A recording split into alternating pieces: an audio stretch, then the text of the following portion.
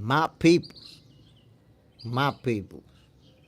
Tank Davis versus Lamont Roach is being targeted for June 21st. It's going to be an epic rematch. Very anticipated. We all want to see how that plays out. Who y'all got? Who do you think is going to win this showdown? Let's talk about it. Let's talk boxing. Let's get it in, my people. I gotta say, man, I got Lamont Roach winning this fight. I had him winning the first one, and I just don't see how Tank Davis is gonna beat him. William P, first guy in the building. What's the deal, my G? Bam. Good morning, my brother. So there you have it. Be the first to answer the question, man. Tank Davis, Lamont Roach. Who you think is going to win that rematch? Being targeted for June 21st. And in my personal opinion, Lamont Roach got this. He got Tank Davis's number. That's how I feel about it. Based on how that first fight played out, that's how I feel about it. That's how I see it. He got Tank's number. If you're able to go toe-to-toe with Tank Davis for 12 rounds, never get buzzed, never get hurt, you got his number. Got his number. That's how I see it. But you told me, my G, how do you think the fight plays out? William P, I don't know. Tank may come better. We will see. But what exactly do you mean by better? Like, what can he do differently this time around than what he did in the first fight to be better? Because, I've seen a lot of people say things like, well, Tank wasn't the same Tank or wasn't focused or whatever the case may be. But watching a fight, I felt like Tank Davis was his usual self. Tank was, the slow start. We see it every time. And then he picks up later in the fight, start counter-punching, hard counter-punches.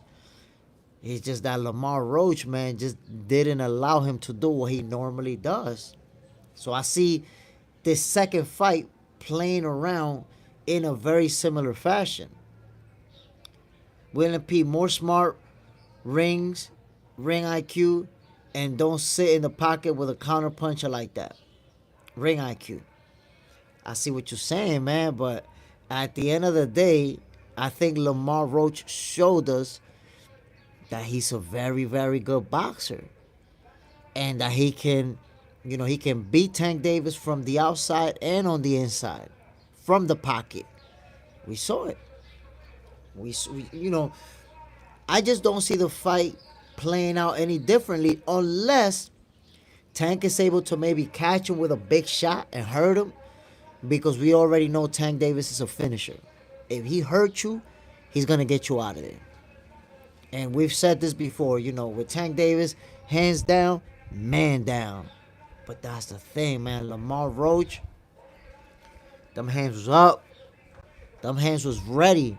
That counter punch for Tank Davis, that's the reason it just didn't land. It never landed flush like he normally does. That punch that you don't see coming from Tank, that sleeps you, that slept Leo Santa Cruz, that slept Rollies, Lamont Roach never ate that punch. Not once. Not once. So that's why I feel like he's going to go in there and outbox Tank. You're going to outbox him. Now, based on what we saw on that first fight, Lamont Roach has to win very, very convincingly for the judges to give it to him. If the fight is close, it'll either go in Tank Davis's favor or it'll be draw. Lamont Roach is not going to walk out of there with a W unless he wins those rounds convincingly. Because remember, he threw more punches and landed more punches. He also set the pace. He walked Tank Davis down throughout the whole fight. And when Tank Davis stopped to counterpunch, he stopped right there with him. Traded with him. Motown 909. Yes, Lamont going to have to as he needs to be first. Tank. Tank Davis is a good boxer, but Lamont Roach is better. That's what I'm saying. I think after watching that fight, we need to accept that Lamont Roach is actually a better boxer. Tank Davis is the harder puncher. Tank Davis is one of the best counter punchers in the game today. But that wasn't enough. It wasn't. We saw, listen, we saw a Tank Davis that was frustrated in a way like we never seen it before.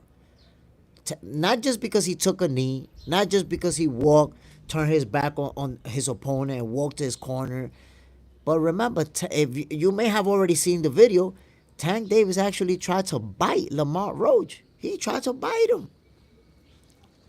That shows that he was really, really frustrated at that point. We saw when Mike Tyson bit Evander Holyfield. Why he do that? Because he was losing. He was getting his ass whooped. And that beating that he was taking frustrated him, and he tried to bite Evander. Well, Tank Davis, he tried to bite Lamont Roach. That's not a good sign. That's a sign of someone who was frustrated and in a situation where he may have even thought he was going to lose that fight. I'm telling you. Anakino, your blue eyes are real, bro. I don't even know if they're blue or gray but they're real. They're real. Love more Hinduism. Tank was always overrated. I mean, listen, I think that Tank is a very good fighter. It's hard for me to say that he's overrated, to be honest, because how good he actually is. But I just feel like Lamont Roach got his number. The way that fight played out, I honestly feel like Lamont Roach got his number and already knows how to fight him. That happens sometimes, my people. That can happen where you're really good, you're on top of your game, you're beating everybody, but there's this one guy who has your number and knows how to fight you, knows how to avoid your best weapons. And that's what Lamont did. He was able to avoid Tank Davis's best weapons. William P., I don't think he tried to bite him. Yeah, bro. If you see the video, you can see that he tried. He tried to bite him, bro. I seen the video, and it's clear as day. Motown 909, Lamont took Tank best shot, and Tank, they have no answer. Lamont got Tank number. I'm telling you, man, I feel like Lamont Roach got Tank Davis's number just because of the way that he fought him. Think about this, guys. When have we seen a fighter who's able to walk Tank down throughout the whole fight? The whole fight, he's walking him down. And then when Tank, stands in front of him, he's standing there right there with him. We have not seen that before. Usually, Tank Davis is a slow starter. He's using his footwork the first 3 rounds, maybe 4. And then after that, once he starts letting his hands go, it's him on hunt mode. It's him following his prey, getting him ready to get him out of there. That never happened with Lamont Roach. This whole fight, we never saw Lamont Roach getting hit in the corner. Like he's in the ropes getting hit or in the ropes just getting beat up. That never happened, not once in this fight. Tank, I am a big Davis fan, but the fight against Roach, he was not good. I mean, I wouldn't say that he was not good. I would say more that Roach was that great. He didn't allow Tank to operate. It's kind of like, think about Canelo Alvarez versus Dimitri Bivol. Canelo was trying. He was coming forward. He was throwing punches. But Bivol was that good on that night, and he just didn't allow Canelo to be himself. The same thing with Lamont Roach. He just didn't allow Tank to do what he normally does. Campasa Gregorius, is the fight on? Like real? They're actually targeting it for June 21st. They haven't signed contracts. They're talking about it. They're working on it. But we might actually get it. We might actually get it for June 21st. Tank, yes. So that's all I'm saying, my peoples. Tank Davis, when we say, oh, he was off on that night, or he just wasn't the same, that's like we don't want to give Lamont Roach his flowers. Lamont Roach didn't allow him to be himself. Lamont Roach was doing things that Tank Davis is not used to. I mean, think about it, my peoples. At this point in Tank Davis' career, when have we seen Tank Davis so frustrated that he's taking a knee? He's complaining to the ref. Yo, on 2 different occasions, he was complaining to the ref and got punched in the face twice. Twice he got punched in the face while looking away at the referee. And then he's on video appearing to be trying to bite Lamont Roach. So, I'm trying to tell you, man, Lamont Roach was just something different. And Love More Hinduism, Roach looked and seemed stronger than Tank. Honestly, I don't think that was the case. I think that Lamont Roach was simply so good on the inside. If you think about it, Tank Davis never really landed a punch flush to where he's swiveling his neck around like he does his other opponents. When he caught Lamont Roach, Lamont was partially blocking those punches, saw everything coming his way, was ready for it. Because with Tank, if you look at Tank's one punch knockouts, it's always a counter punch that guys just didn't see coming. They swing, and while they like this, boom! They eat a monster shot and get taken out. If you see Leo Santa Cruz, that's what happened. If you see Rollies, that's what happened. If you see when Ryan Garcia got dropped, Tank went under his shot, boom, and caught him. Yo, that did not happen one time versus Lamont Roach. So his power shots, they never landed the way he usually does it on people. William P. Tank will change it up. He need Kenny Ellis. Let's see, because there was also that controversy going on with his coach.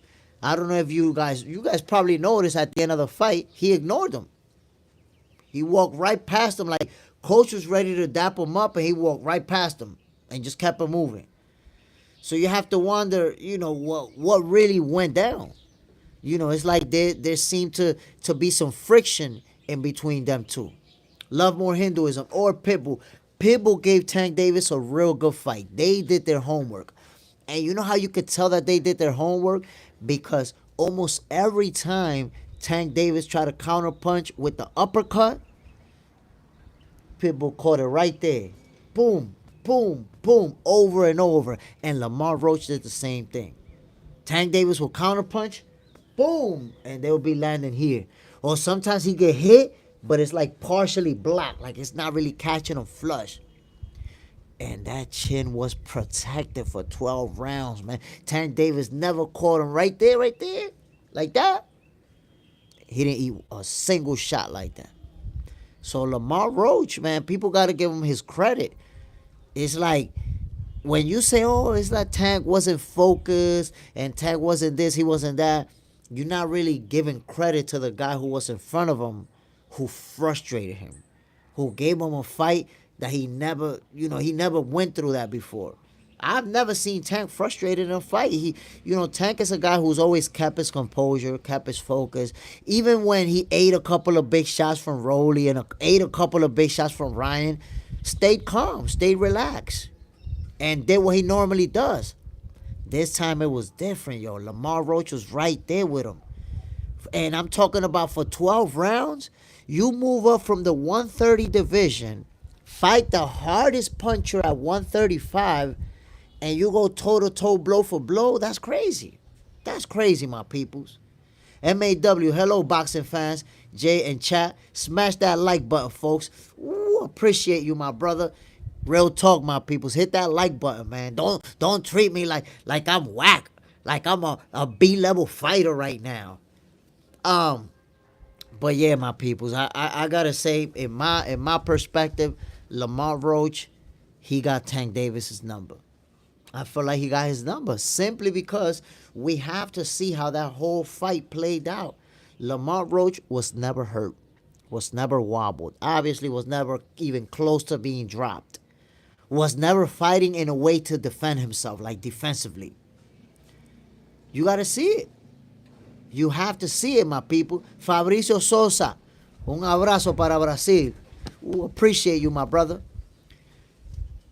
MAW 27 in the building, supported by smashing that like button. Hell yeah, my peoples. Hit that like button, man. It's free. Ain't nobody gonna charge you for that. I'm not gonna send you a credit card statement, god damn it.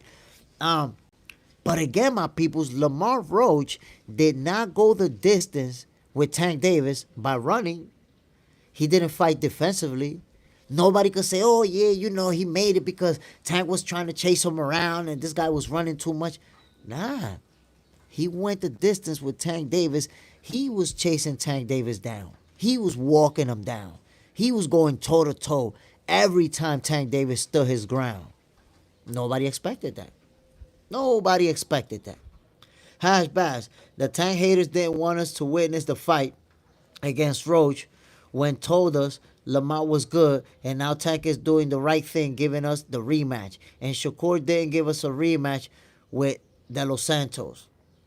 You got to understand, man. Shakur versus De Los Santos, that's a fight that a lot of people didn't like. Obviously, they both got a lot of slack because they wasn't letting their hands go. I know for a fact Shakur's hand was hurt, and that's why he didn't fight the way he normally does. But at the end of the day, like, that rematch didn't even make sense. And I tell you why. At no point in that fight did it look like De Los Santos was going to beat Shakur. It's not like we walked out of there feeling like, oh, man, he beat Shakur. He got robbed. He didn't beat Shakur. Shakur was hurt, and he fought in a defensive way to protect his hand and still won that fight. Beat him with one hand.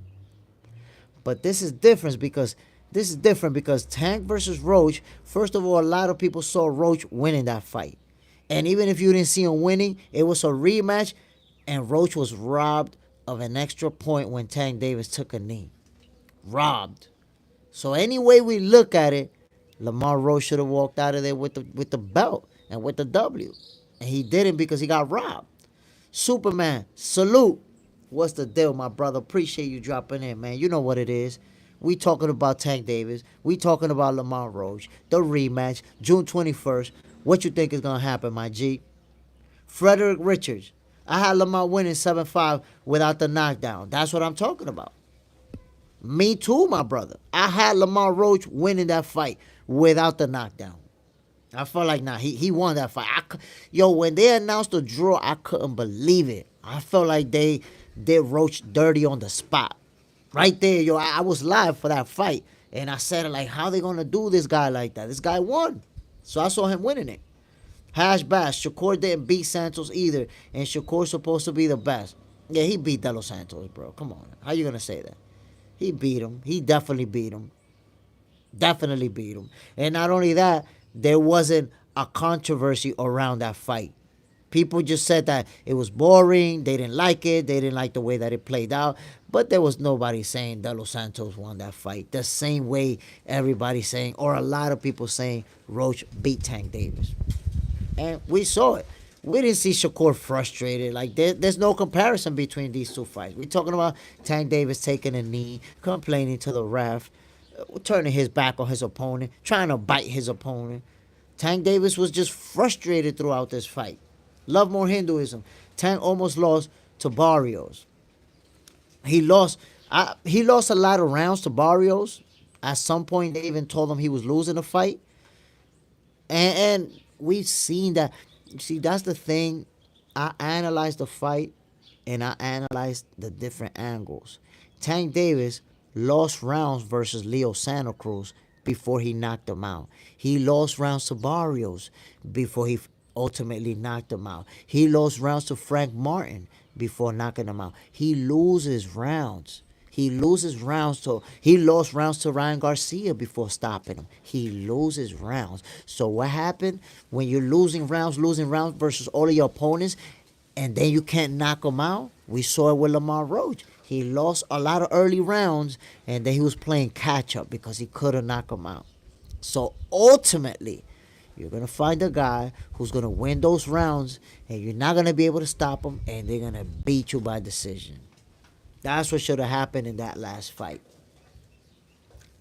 Motown 909. Santos did push the action as Shakur was hurt, and Shakur did what he had to do to win, and they don't need no rematch.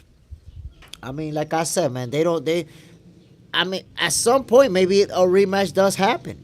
Maybe a rematch happens at 140. I don't know. But I believe if the rematch happens, Shakur's going to beat him more convincingly, and then there isn't really going to be nothing to say. Fabian Benitez, what's good as fight? What's a good ass fight, though? That's facts. That's fight. That's facts. Nobody can say otherwise.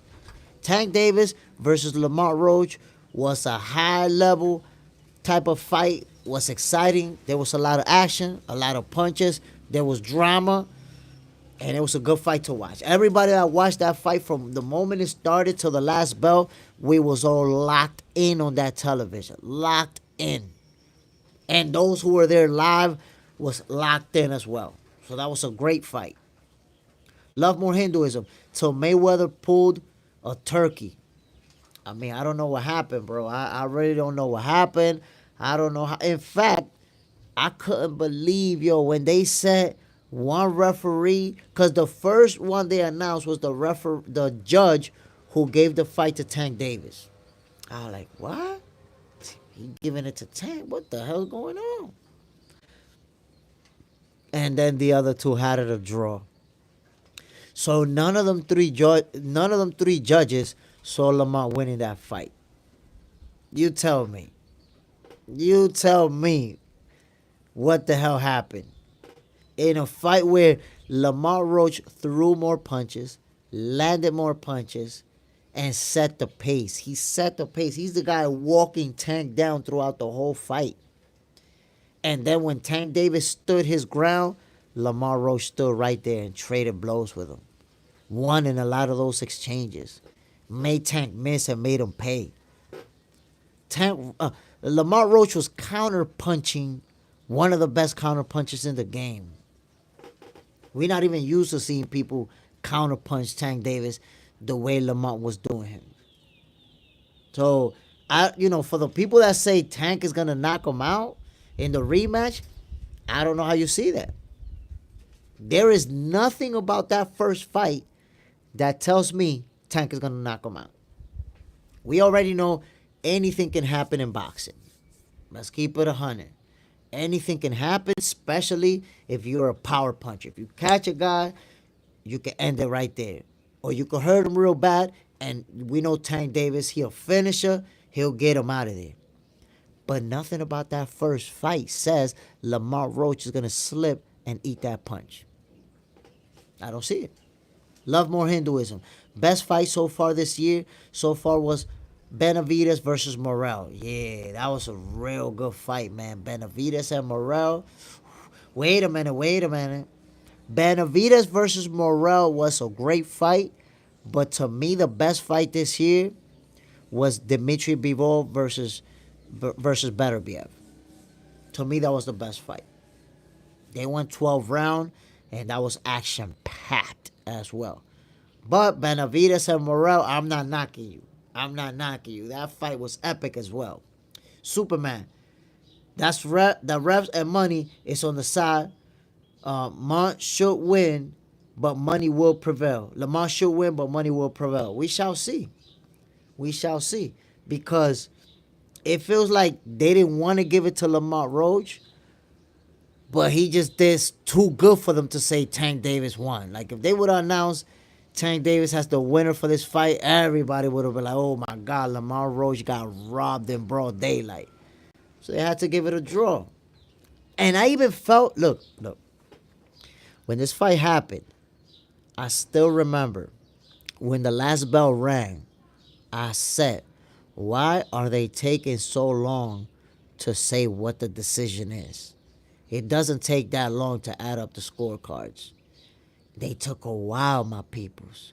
I remember I was checking out Clarissa Shields, and she actually posted, why are they taking so long to give the decision?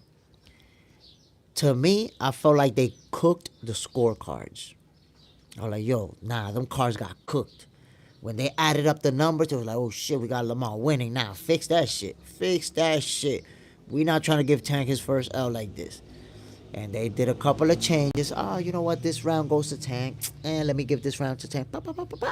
And they made the necessary changes so that the fight ended up as a draw. That's how I felt about it. Hash Bass. In 31 fights, Tank knocked out 28. So we already expect a knockout from Tank. But if he doesn't get a knockout, people will say he lost. Nah. Listen, I understand that you can expect a knockout, but he's not going to knock everybody out. And he fought a guy that he never did anything to show that he can knock him out. So why expect him to win by knockout? When he didn't do anything to Lamont Roach to suggest that, if you tell me, look, he almost knocked him out and Roach got saved by the bell, and I'm like, oh damn, if he does it again, he might catch him early in the round and knock him out. Bro, there was absolutely nothing in that fight that says he's gonna knock out Lamont. Nothing. Bay Balls, good morning, sir. Good morning, my G. Appreciate you dropping in. Superman, yes, that's exactly what they did, Smith. Cooked the cards. Yo, that's how I felt. I felt like them scorecards got cooked. Absolutely.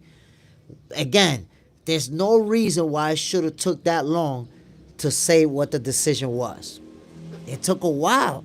After that fight finished, it took a while. And I was asking, yo, why is it taking so long for them to say a decision? I felt like they added up the scorecards. Lamont Roach won, and they was like, no. Fix that shit. Quick, hurry. Oh, they cooked it up a little bit, fixed a few rounds in Tank Davis's favor, and now we got a draw. Love more Hinduism. Amanda Serrano versus Taylor. Who you got? Damn, man. I want to go with Amanda Serrano because I felt like that fight, I felt like she won. Damn, man. That's hard to say. Because Katie Taylor, they're both elite level fighters. I think Amanda Serrano versus Katie Taylor is a 50-50 fight. If I had to pick right now, I'm going with Amanda Serrano. Just business. I see I got to live it up as usual. Send the chat up right. I got Roach in 5 rounds. Sup, y'all? Let's get into this. All facts, no feelings either. Let's go. That's what I'm talking about. Just business. That's what I like. I like the facts. I like the facts. Pedro Mota, what's up, my brother? What's good, my G? Appreciate you dropping in. Tank Davis, Lamont Roach. Rematch possibly taking place in June 21st. Who you got? Who y'all got? Motown 909. I just didn't like the knee. And the thing about the knee is that it was a sequence where there were 3 infractions back to back. Number 1, the knee. Number 2, he turned his back on Lamont Roach and the referee. Yo, that's grounds for a TKO right there. Right there, the ref could have waved it. TKO finish. And then he goes to his corner. The guy goes on the apron, wipes his face. That's grounds for disqualification right there. You cannot do that mid-round while the clock is ticking. The corner cannot help you. So there was 3 infractions, and the ref was just kind of there, stuck on stupid. Like, he didn't know what to do. I guess, this is the Tank Davis show. It's a TGD promotion. And I don't know. I guess he just couldn't do anything but just look and stay stunned. Like, oh, shit. I don't know. That was crazy the way it played out, man. It was just crazy. Ash Bash. In Ray versus Duran, second fight, we expect Duran to quit according to the first fight. I mean, I don't know how is that relevant to this. Somebody quit. I don't know how that's relevant. He was being frustrated, and he already saw that he couldn't win that fight. He quit. Now, we have to understand, he fought Sugar Ray Leonard, one of the best boxers ever, who had a game plan for him. Pereira versus... Nah, my brother.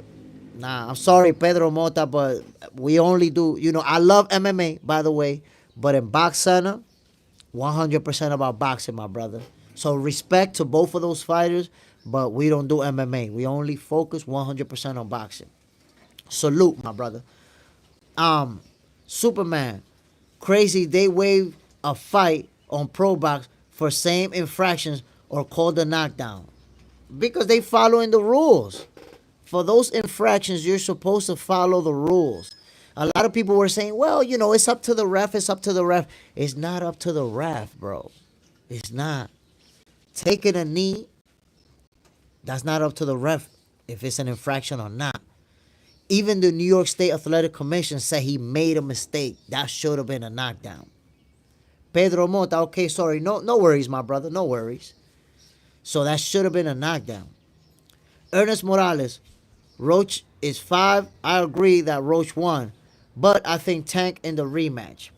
And there's a reason, listen, there's a good reason, a good logical reason for people to feel like Tank Davis is going to win the rematch. I understand. Tank Davis is a great fighter, the hardest puncher in the 135 division, and we expect him to make adjustments. But based on the way that the first fight played out, I'm going with Lamont Roach.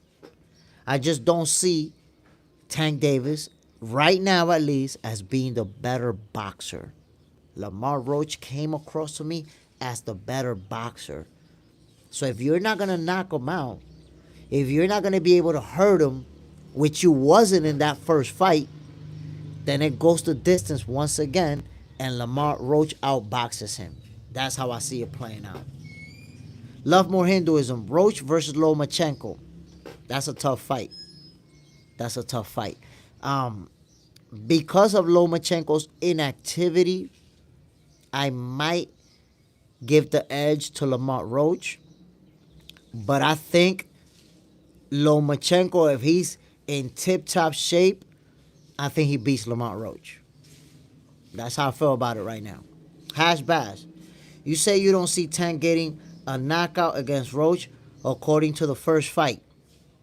But one thing is a knockout and one thing is a guy quitting. You're comparing two different things. Durant quit. He didn't get knocked out. He didn't even get hurt. He didn't even get hurt at no point versus Sugar Ray Leonard. He simply got frustrated and decided to quit. That's very different than assuming that Tank is going to knock him out when we didn't see anything about the first fight that suggests he could knock him out. Never hurt him, never wobbled him, never dropped him, of course. So why would you see a knockout in the second fight? I personally just can't see it. Blue Moon Tiger King, boxing. Do you think Tank take a knee, say true? I didn't understand that, my brother. Do you think Tank take a knee, say true? I don't retype that, my brother. I can't understand what you're trying to say. But again, my people, look, the way that the first fight played out, there wasn't a single round where Tank dominated Roach, where Tank dominated the action, where Tank was walking Roach down and teeing off on him. If you look at his fights with the people he knocked out, he landed that shot that they didn't see coming. Boom! That's why I referenced Leo Santa Cruz. When he dropped Ryan Garcia to the chin, and then when he dropped him with the body shot. Frank the Ghost Martin.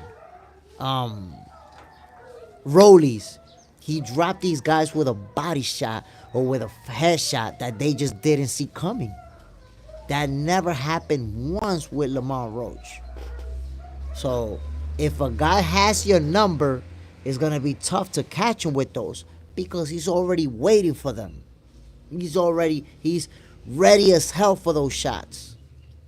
A Boogie 616. I love how Kambosos held himself against Teofimo, and Roach versus Keyshawn would be crazy. Also, good morning to you, my brother. What's the deal, A Boogie 616? Appreciate you dropping in. Listen, Keyshawn Davis. First of all, let me address Kambosos versus Teofimo. That was a great fight. I think Teofimo's team, they did a big mistake because they went out trying to blast Kambosos out of there in 3-4 rounds. And when they saw that Teofimo was getting outboxed, they should have changed plan right away and started boxing. If you notice, the last few rounds of the fight, it was Kambosos trying to survive. And Teofimo, after he dropped him, hunting him down. But it was too late. He got way behind on the cards, and he couldn't come back. He couldn't make up those points.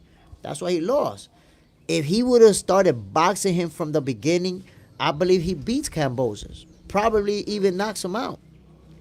Teofimo's pops was horrible that day. In the corner, horrible. How your fighter losing and the instructions you giving him is go fuck him up. Go fuck him up. What do you mean, bro? I'm trying to fuck him up. What are you talking about?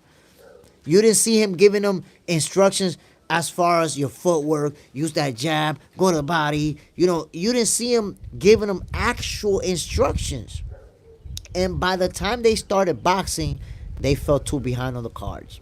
Couldn't make it up. Roach versus Keyshawn Davis, that would be a heck of a fight.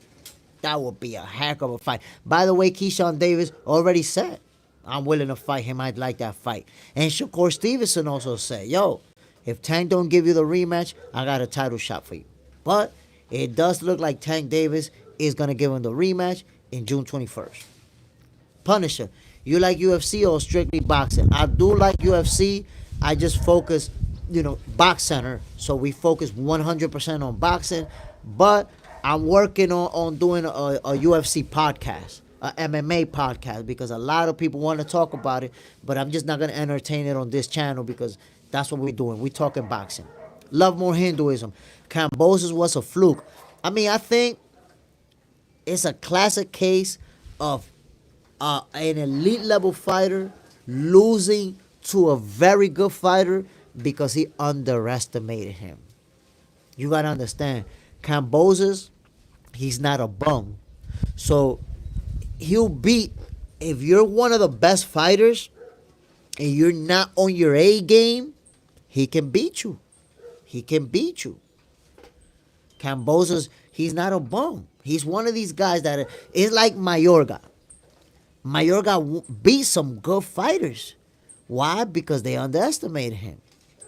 They was like, this guy can't fight. They lost to him. Punisher. Whoa, that advice from Tails Corner is straight booty cheeks. Thanks for the info.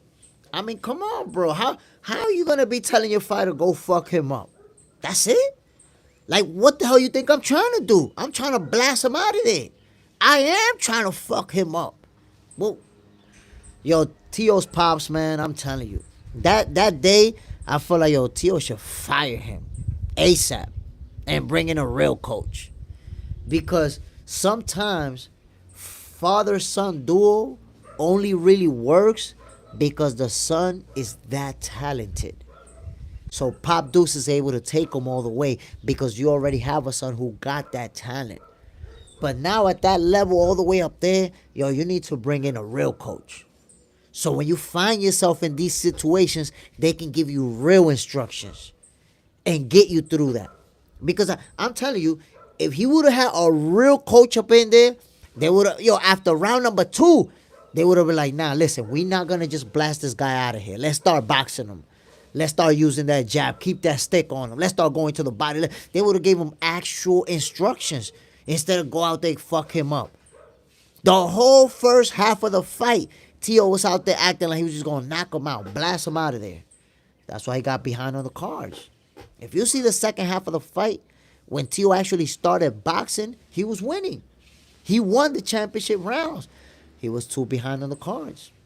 So right there, I also put blame on his pops for that. Hash Bash. Teo did claim he was sick, but he's one of those fighters that people don't believe what they said. I mean, they actually had like medical stuff, medical records or something to show that he was actually sick. So I believe him. But he still could have won that fight. Could have won, should have won that fight. That's what happens. You're an elite level fighter. When you fight a good fighter who's on his A game and you're not on your A game, you can take that out. You can end up losing. MAW, fluke or no, a W is a W and a L is a L. Cambosos rose to the occasion and won fair and square in a close fight. That's a fact. That's a fact. Cambosos became a champion in a legit way. Gotta respect him. Even if he never becomes a champion again, you gotta respect him. The guy went all the way to the top and won at the highest level. Gotta respect that. Ernest Morales, agree. Tails Corner didn't have a clue. Like, yo, his pops, man, I'm telling you, man, I don't remember when's the last time I seen a trainer give those type of instructions. Just go fuck him up. Usually, when you hear those instructions, it's because you're winning the fight. You already dropped the guy multiple times, and they want you to get him out of there. Man, go fuck him up. But you're ahead on the cards, and you're already having your way with your opponent. Cool, go fuck him up. We don't need to give you instructions. You know what you're doing in there. But you getting beat up, You getting cut? You getting dropped? You don't want to tell a guy go fuck him up, man. He getting beat up out there. You need to do something more than that, for sure. Punisher. I respect it. And I also watch UFC, but nothing beats boxing. But all I'm going to say is the UFC is my favorite fighter is Jiri Prochazka. And I respect it too. You know, I love UFC. I love UFC. Not as much as boxing, of course. A Boogie, I agree, but I feel Shakur would have to try and stop Roach to the body or the stretch. Roach took tank punches. Nah. Listen, a fighter like Shakur, he doesn't need to stop anybody. He can outbox you and beat you on the scorecard. Easy work. Just like Floyd Mayweather.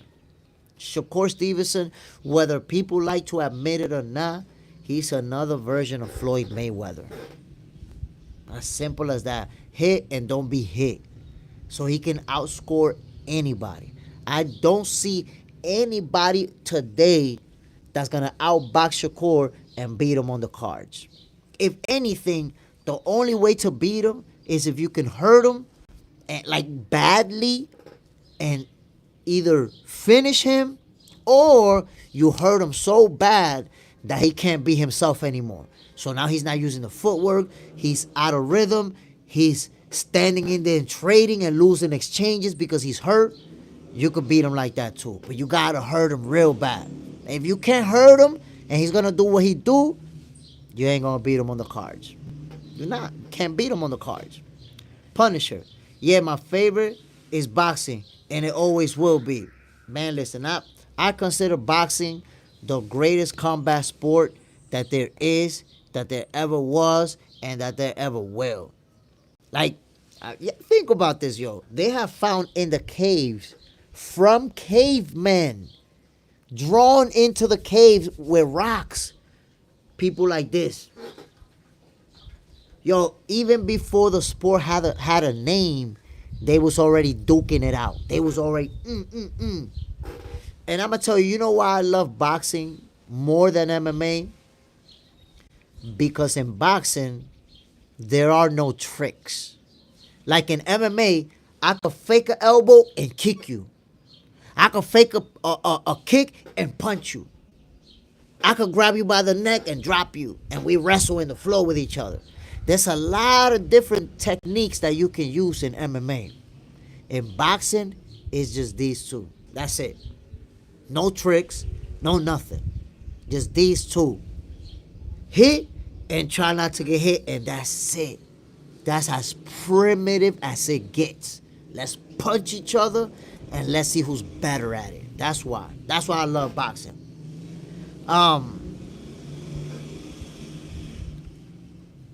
Love more Hinduism. Wonder how Shakur's chin. I mean, one day he'll be tested.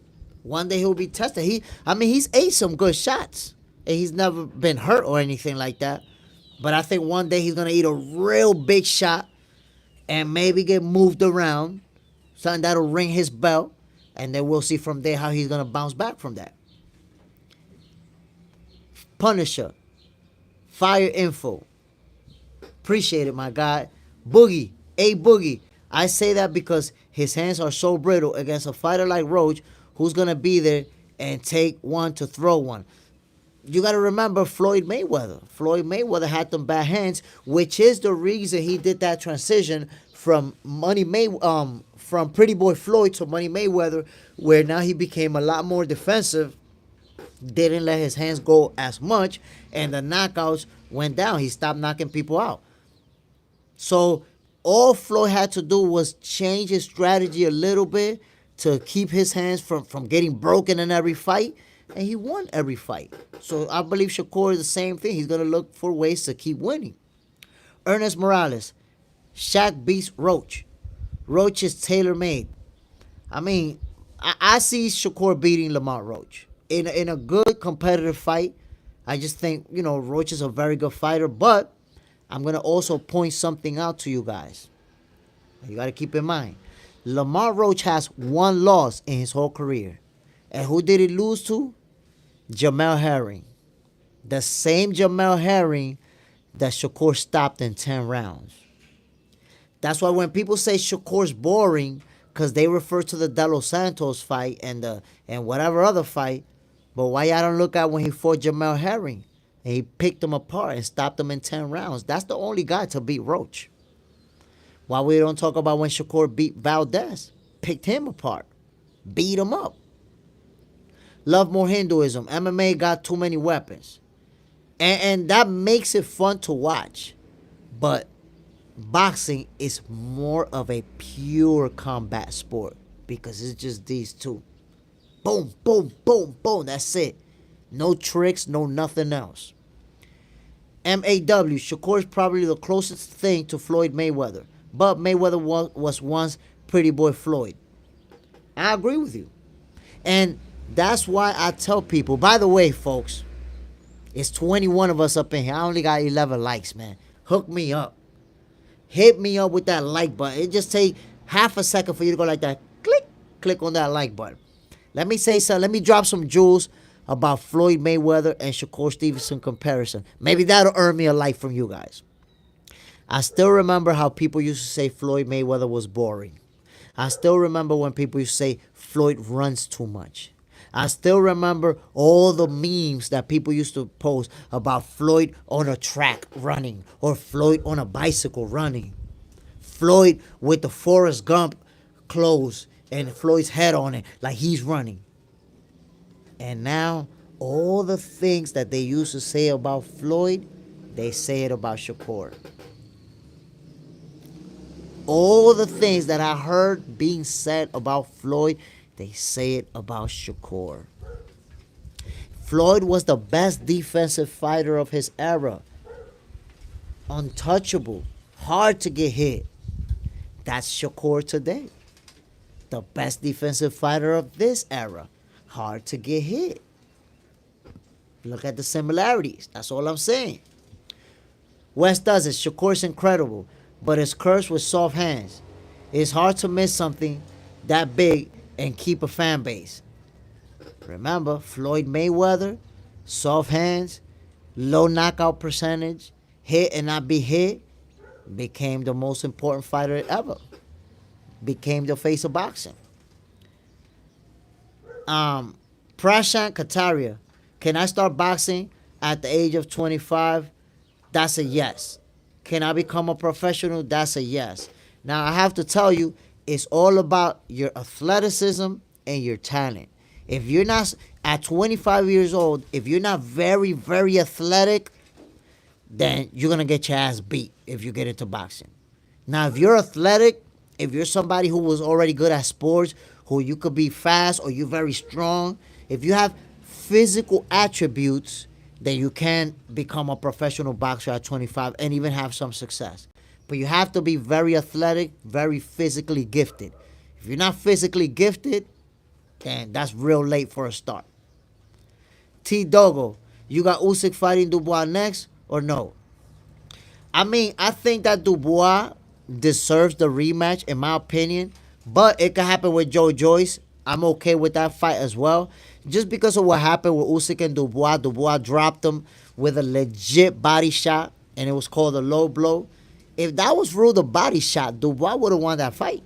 Dubois the winner. So in a way, Dubois was robbed, and he deserved the rematch. That's the rematch that I think should happen. T-Dog. Hash Bash. Shakur is at 135 right now. That's why we got to talk about him at 135 and never seen Floyd run. Never seen Floyd run? I don't know what you're talking about. Look at the meme so you can see. I've seen Floyd run a lot. A lot. But I don't call it running simply because that's using footwork. That's part of the sweet science. I never seen Shakur running either. That's the sweet science. That's footwork. But if you didn't see it, that's because you didn't want to see it. Go watch Floyd Mayweather versus Marcos Maidana. Go watch Floyd Mayweather versus Castillo. A lot of backpedaling, a lot of footwork, a lot of movement. People said that he was running those whole fights. He won. He used his footwork. That's the sweet science. Footwork is part of boxing. Shakur is legit 3-division champ. That's solid accomplishment. He's a legit champion so far. He deserves his props. He does. People don't want to give him his credit because they hate on him. That's why I say Shakur and Floyd, they're very similar because they both get a lot of hate. And with Shakur Stevenson, there's no in between. You got the people who love watching him, who support him, and then you got the people who be hating on him. Hate Shakur. There's no in between. That's why he's very similar to Floyd Mayweather. Punisher, that Forrest Gump meme is funny, ain't no lie. You see what I'm talking about, Punisher? We've seen a lot of people who categorize Floyd as a runner. Yet, people who are Floyd diehard fans will say, nah, he never ran. Yo, he ran a lot. But that's footwork. That's straight up footwork. That's part of boxing. Just business. You got to say Floyd the GOAT. Not even because of records. It's a fact that he only fought champs. He only beat champs. Are these fighters today soft? They don't want to bang. That's facts. That's facts. Floyd Mayweather is the greatest fighter of all time, or is amongst them. Has to be in that conversation. Every time we talk about the greatest fighters of all time, Floyd name got to come up. He got to come up. Every time. Wes does it. Can't argue with that one, boss. Appreciate it, my guy. Let's hit that like button, my peoples. Let's get up there with them likes. Motel 909. Yes, Shakur is one of the best at 135. And by the way, my people, Shakur already said, yo, Teofimo, we doing business with the same people. What's up? Let's make it happen. I'll go up to 140 to fight you. Let's see the response. Every time people say, yo, Shakur ain't fight nobody, Shakur ain't fight nobody, it's like, y'all don't see that nobody want to fight Shakur. Nobody want it. Nobody want to fight Shakur, my people. And by the way, I saw somebody say, fam, I honestly, Pancho Villa, fam, I honestly feel like Mayweather definitely lost against Castillo in the first fight. Punisher, Castillo beat Floyd in the first fight? Yes. Castillo beat Floyd in that first fight. If you watch it, yo, he threw way more punches, landed way more punches, and most importantly, yo, even the people who was announcing the fight, who were all biased for Floyd, had Castillo winning it in the scorecards. You could see the scorecards, and everybody was like, oh my God, Floyd Mayweather took his first loss. Even Floyd Mayweather, yo, when the fight finished, yo, YouTube that fight after this live and see what happened when that fight finished, the last belt. You see Floyd going to his corner like this. And everybody looking scared in Floyd corner like this. Everybody shook. Like, damn, this nigga took his first L. When they said Floyd won, he was surprised that they gave him the W. Why? Because Castillo wasn't a big star like that. Wasn't a big name like that. They wasn't about to take that undefeated record from Floyd to give this guy the W. But if you watch that fight, that first fight, yo, Castillo won, bro. Real talk, Castillo won that fight. Watch it. But you got to give Floyd his credit. You know why? He gave him the rematch. And then what he do? Outboxed him thoroughly in the rematch. Same thing with Maidana. Floyd appeared to have lost that first fight versus Maidana. Gave him the rematch, outboxed him thoroughly in the rematch. So that's what it's about. He got his undefeated record. He got his O. The guys who we thought beat him, he came back and beat them. The only guy he didn't give a rematch to was Oscar De La Hoya.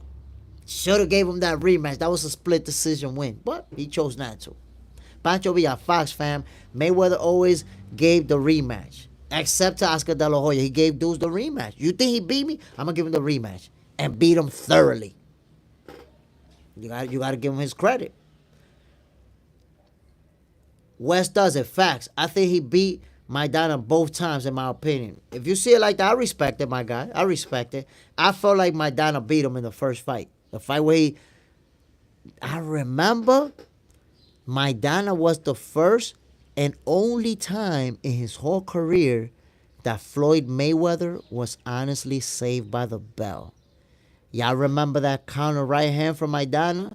Right at the ending, I think it was the 9th or the 10th round. Floyd Mayweather got hit, boom, with a monster shot. And he stumbled to his corner. You actually seen Floyd like this. Look.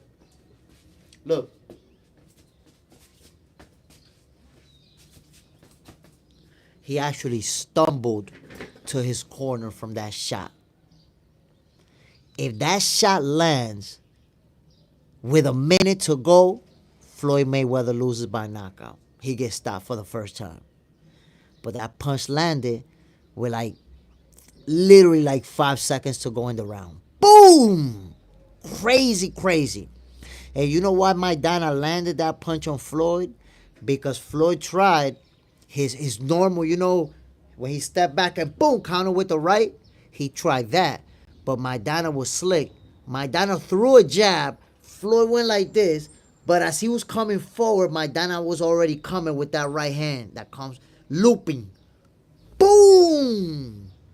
Yo, that's the hardest punch that Floyd ever ate in his career. That shot from Maidana. He stumbled all the way to his corner. Because I remember they was in the neutral corner when Maidana caught him with that shot. And Floyd had to walk all the way to his corner stumbling. But that's how you see Floyd Mayweather's greatness. You only get 1 minute in your corner.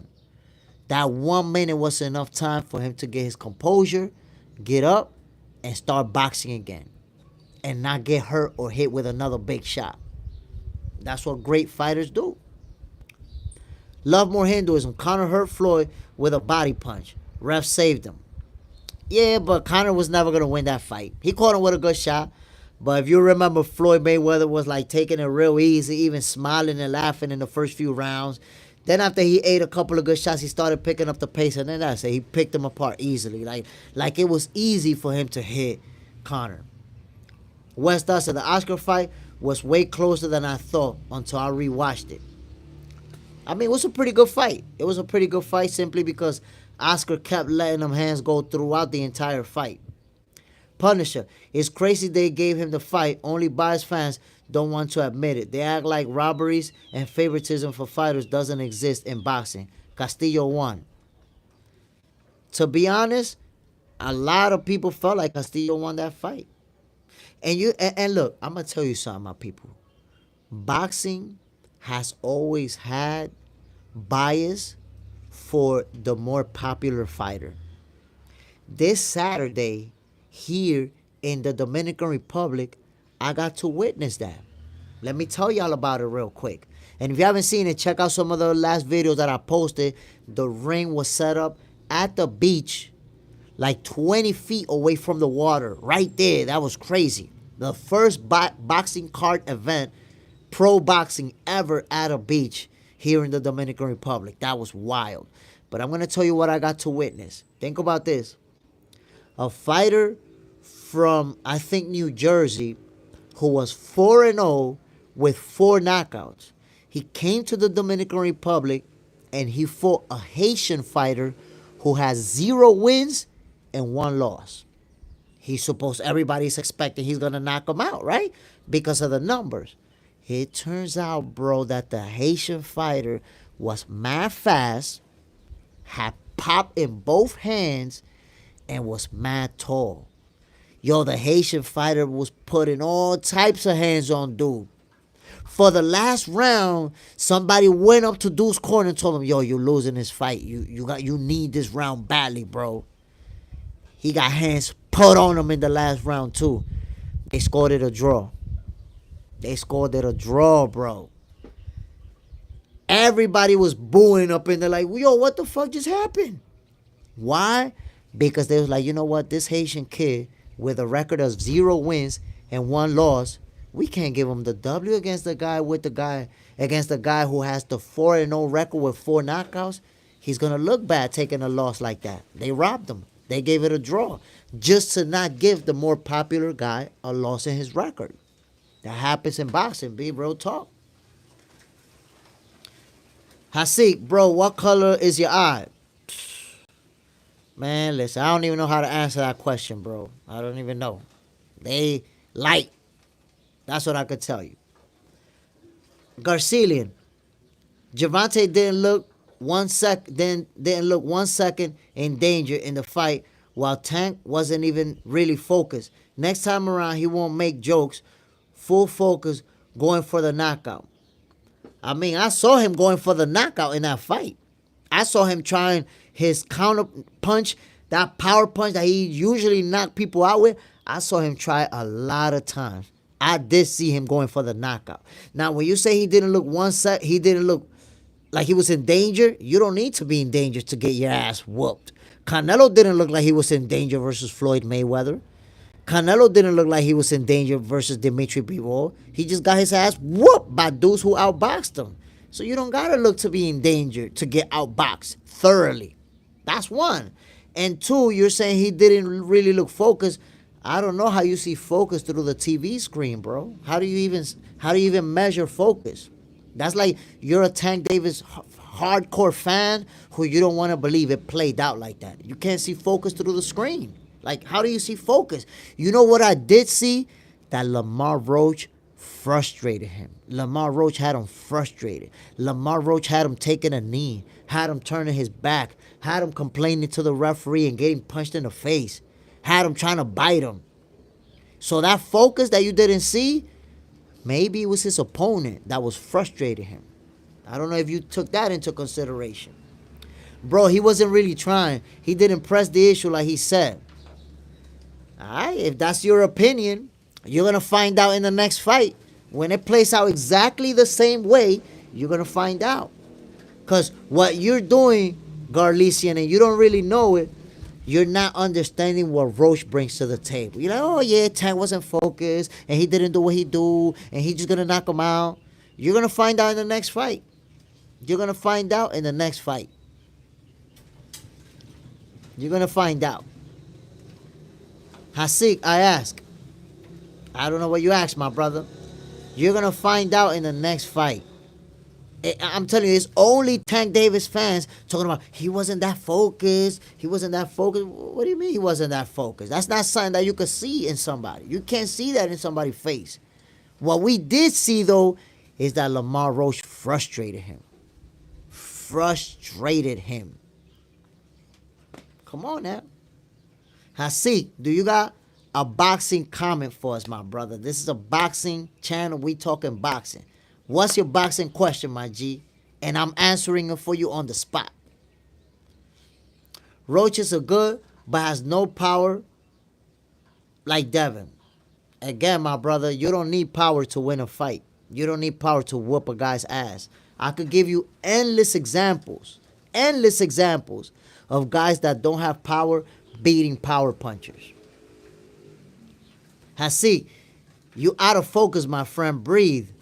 I don't know, man. Are you drinking or smoking? I don't know what you on. We talking boxing over here. You talking some other shit. Matter of fact, I'm going to have to say goodbye. We appreciate you coming through, though. Peace. Goofball.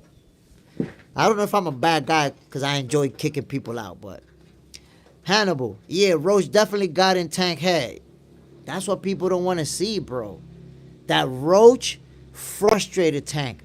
But Tank Davis fans like, nah, he just wasn't focused. And the next time he's going to be more focused. Come on, man. What are you talking about? What are you talking about? That guy in front of him frustrated him. That's why he didn't look good. Ernest Morales, he tried, but just couldn't. Roach has the correct mindset. That's what, like, if we all watched that fight, we all watched it. Did we not see how many times Tank Davis was trying to counter punch him with hard punches, especially after the 8th round, where Tank would be like, like really trying? He was trying, bro. He just couldn't do it. He just couldn't. Garlician, let's see the next time. But don't switch energy, please. Don't start to support Tank all of a sudden. I don't know what you're talking about, bro. The difference is that I cover boxing and I support all boxers.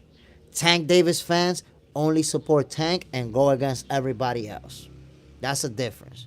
I don't know what energy you're talking about. In this same live, I'm talking about Tank being one of the best at 135, the hardest puncher, an elite level fighter. I support Tank too. I don't know what you're talking about, bro. Punisher, facts. Mankey Wheeler, he will pause like he expect Roach to be hurt. Yo, he was really trying to get Roach out of there. He just couldn't do it. Could not do it. Hash Bash. Tank was himself. It's just that Roach came from good pedigree, and Tank team know it was going to be a tough fight. And they did say it. They said it was not going to be an easy fight. We just didn't believe it. We just was like, yo, I don't know what he's going to be. You know, he's going to knock this guy out. I predicted that he was going to knock Lamont Roach out by or before the 8th round. And it just didn't happen. It just didn't happen, my people. I don't know. Half Decent, love the hat. Appreciate it, my brother. Soon, y'all will be able to order your box and a hat. I'm just working on the shipping process so I can ship it to y'all. Once I got that set up, y'all going to be able to order your box and a hat and support. Garlicia, you didn't watch good enough if you think Tank was fully focused and gave his best to knock out Roach. Tank did not even know it was the 12th round. All right, man. Listen, I got the point. You're a hardcore Tank Davis fan, and I already know everything that you're going to say about Tank, so you don't have to say it. I already know your whole perspective on Tank Davis. Tank Davis fan to the fullest. I get that, and I respect that, bro. Tank Davis has very, very loyal fans, and y'all always going to side with him on everything. So, you know, if you didn't see that Lamont Roach frustrated Tank, made him take a knee, had him turning his back, I don't know what to tell you, man. His opponent frustrated him. His opponents took him out of focus. What don't you see about that? I don't know what to tell you, my guy. Punisher, difference versus a biased supporter and an unbiased supporter is clear as day. Of course, because I support the sport of boxing as a whole. I don't focus just on one fighter. And if I see a fight, I call it how I see it. God, listen, so I'm being fair, bro. All right, I saw Lamont Roach winning the fight too. But what I'm saying is, how you point out that Tank Davis wasn't focused, I feel like he was focused, and Lamont Roach made him frustrated and made him start acting unusual. William in Cardona. Tank knew in the 5th round he was in trouble. He was able to put Roach away and was losing the exchanges. You see, that's the point. Tank Davis is a notorious slow starter. You look at a bunch of his fights, he starts slow. Starts very slow. And then what happens? Picks up the pace, starts catching guys with hard shots, get him out of there. So it doesn't matter if he loses 2-3 rounds early on because he's going to knock you out later. But what happened in this fight? He found out that Roach had his number. Roach walked him down for 12 rounds, and whenever Tank Davis stood his ground, Roach stood right there with him and exchanged blows. 214 Skrilla, Boxing Eagle looking at him. Come on, man. Come on, man. Half Decent, what's your favorite boxer? Terrence Bud Crawford. That's my number 1 pound-for-pound fighter in the world. Motown 909, Lamont hurt Tank. He get the rounds mixed up. Yo, he had Tanks frustrated and confused out there.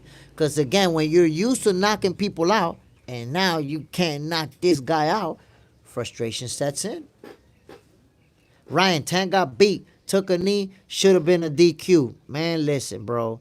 At that point, there was three instances when Tank should have had a point deduction or even been disqualified. Took the knee, that's a point deduction. Turn your back on your opponent, that's a TKO disqualification. Went to your corner helps you mid-round while the clock is ticking, that's grounds for disqualification. That whole shit happened within 10 seconds and the referee was just standing there staring at them. I was like, yo, I guess this is the Tank Davis show, Tank Davis promotion, and the referee was like, I can't do nothing. I just gotta let him do him, I guess. Punisher, I always knew Tank's slow approach would bite him in the ass one day. It's getting closer. It's getting closer because Tank loses rounds early on. Now we saw him lose rounds early on and go to a draw. It's just that progression. You fight one of the big boys in your own division, what's going to happen? What's going to happen? 214 Skrilla, just playing, fam. Keep it up. Nah. I take it as a joke, my guy. Take it as a joke. Garlisha, I understand Roach made him probably not focus because I have never seen Tank talk so much, but it can only go better for Tank. Roach had the night of his life. I mean, we have to see it. We have to see it. What if Roach has Tank's number? I've seen it, bro. Look, I'm going to put it to you like this. Go back to Sugar Shane Mosley and Vernon Forrest.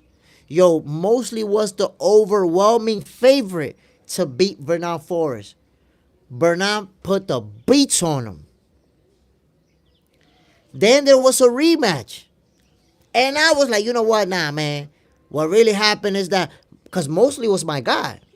I was just like you. Nah, Mosley wasn't focused. He got caught off guard. He underestimated Vernon Forrest. In the rematch, Vernon put the beats on Mosley even worse. So what happened? Vernon Forrest had his number. Vernon Forrest then went and got his ass beat by Mayorga. Mayorga put the beats on Vernon Forrest. So sometimes a fighter could just have your number. And that's what it looked like in that fight. Lamont Roach was standing there toe-to-toe with Tank Davis, and Tank just couldn't land that big shot on him. Just couldn't do it. Couldn't do it, my peoples. Punisher. That's the favoritism BS I'm talking about. Ref was playing dumb. Yeah, man, the ref, he was definitely playing dumb. All these things happened back to back, and he just looking goofy as hell like he don't know what to do. Mort Aman, hey, what's good, my G? Alcian Espinosa, just subscribe. Good job. We need more Cubans. Appreciate you, my guy. Bam. Pancho Villa, fam. I honestly feel Roach wins the rematch. The only I see Tank winning by TKO. Me too, my guy. Me too. I see Lamont Roach winning the rematch. I do not see Tank Davis stopping Lamont Roach. Now, we all know anything can happen in boxing. Anybody could get stopped if they eat the right punch. But what about this fight tells me that Tank can stop him? Nothing. He didn't drop Lamont Roach. He didn't hurt him at any point in the fight. And it's not like Lamont Roach was running and fighting defensively, fighting to survive. This guy was walking Tank Davis down, bro, for 12 rounds. And then when Tank Davis stood his ground, Lamont Roach traded with him and won a lot of exchanges face-to-face with him. Come on now. Come on, my peoples. Hash Bass, Vernon and Winky have mostly number. Yeah, sometimes a fighter could just have your number. And in that fight, that's what it looked like to me, my peoples. It looked like Lamont Roach had Tank Davis's number. And that's why Tank got frustrated. That's why he took that knee. That's why he tried to bite him. That's why he shoved him down into a knee. And people took a screenshot and said, look, Lamont Roach took a knee too. Well, Lamont Roach never took a knee in that fight. Yo, this rematch is gonna be competitive. And I think for the first time in Tank Davis' career, we're not gonna see a slow start. We're not gonna see that slow start the way that we always see. Mayorga beat Six-Head Lewis to become WBA welterweight champion. Yo, Mayorga. See, Mayorga wasn't the most talented fighter, but he was a guy that threw a lot of punches, that hit very hard, and he had balls. By the way, Andrew Six-Head Lewis, I used to see him all the time. For a while, he trained in Gleason's gym while I was there, so I used to see him. The reason they call him Six Heads is because he once knocked the guy out badly, and the guy said that he literally saw 6 heads. And that's when he got that nickname. Mo Ama, are you guys talking about boxing or MMA? Boxing, my brother. Box Center is 100% about boxing. No MMA. No other sport for that matter. Love More Hinduism. Best boxing trainer today. I'm rocking with Bomac. There's a lot of trainers, elite level guys. I'm rocking with Bomac. Troy Back. Tank admit indirectly to Broner that Roach was a wrong pick. He was. Roach was and I said it, and a lot of people, I caught a lot of flack for that. I said, yo, Roach was a cherry pick gone wrong. That's what I said. And the reason I said Roach was a cherry pick gone wrong is because most people predicted that Tank was going to knock him out early. Y'all think about that, my peoples. Roach was a 20-1 underdog. Yo, a 20-1 underdog is supposed to get knocked the hell out brutally. And this guy went the distance. And it was a controversial draw that people had him winning it. That's crazy. Asiel Espinosa, yo, what Cuban is good out there? I would say my favorite Cuban right now could potentially be David Morrell. Even though he lost to Benavidez, but David Morrell is the truth, bro. He's the truth. He can fight. And even though he lost, I believe that he's going to be a champion. You know, I'm old school. I'm 46 years old, my peoples. So when a fighter take a loss, I don't just discredit him like, oh, yeah, he lost. He a bum. He got exposed. He's a hype job. I don't do those. David Morrell is an elite level fighter, and I believe he's going to be a champion. Punisher. Reason Tank was talking was to lure Roach into a firefight and make him make a mistake instead of keep his composure and staying on his defense, selective his punches perfectly. Not the first time Tank did that. Yeah, he was trying to lure him in, trying to get him off his game, trying to frustrate him, trying to make him feel confident and comfortable. And, ooh, I'm gonna let my hands go now. Because that's how Tank knocks a lot of people out. Look at Ryan Garcia. Ryan Garcia was doing good versus Tank Davis. He even caught him with a couple of big shots and had him in the ropes. But he got overconfident and made that mistake that Tank was waiting for and got counterpunched brutally. Got hit with that punch. Like I always say, man, with Tank Davis, hands down, man down. He got caught with that. Lamont Roach never made that mistake for 12 rounds, my peoples. He's just that good. We got to give him his credit. We got to give Lamont Roach, instead of saying that Tank wasn't focused and Tank wasn't the same, we just have to acknowledge that Lamont Roach was simply that good.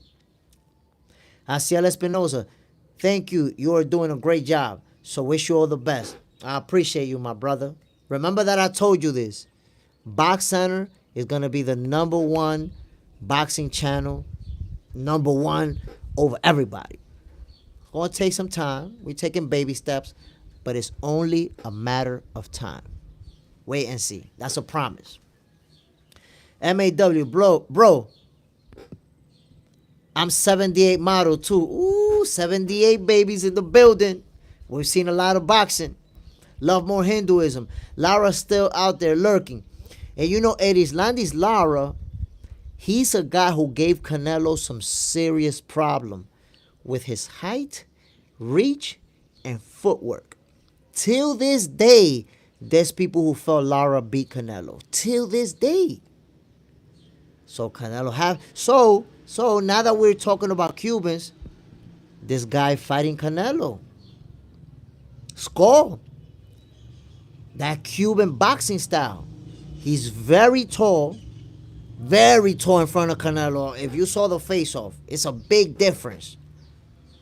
He got footwork and he can box. So Canelo got to be on point with this dude. Canelo got to be on his game so he won't get upset. Remember that. This guy's going to give Canelo some problems in the first 2-3 rounds. Canelo's going to have to figure him out. He's going to have to get on the inside, use those body shots, and slow him down to win this fight. So this is not a super easy fight where Canelo's just going to get in there and blast this guy out of there. You're going to have to figure him out. This could be a tough fight for Canelo Alvarez. Love more Hinduism. Skull, gonna get his skull broke. 5-Line Leon, Lara gotta be 40 now. Oh, 40 years old. Yeah, Lara's old right now. I think Lara, even though he can still box, he can still be effective, but he's already past his prime. He's already lost a step. I don't think he beats, the best guys in the game. MAW, Lara has adapted well with his age. In my humble opinion, went from mobile boxer to a boxer puncher, set traps, and getting KOs at 160. Now, listen, Lara is an elite level boxer, at the tail end of his career. It takes a very good fighter to beat Lara even today. The average Joe is not going to beat him. The gatekeeper's not going to beat him. The B-level guys, they not going to beat him. It takes, la creme de la creme to beat him. Even right now. Troy back. Lara is still a top Cuban. I mean, I don't know, because I think if he fights a guy like Morrell, for example, who's also Cuban, obviously, he's going to get beat.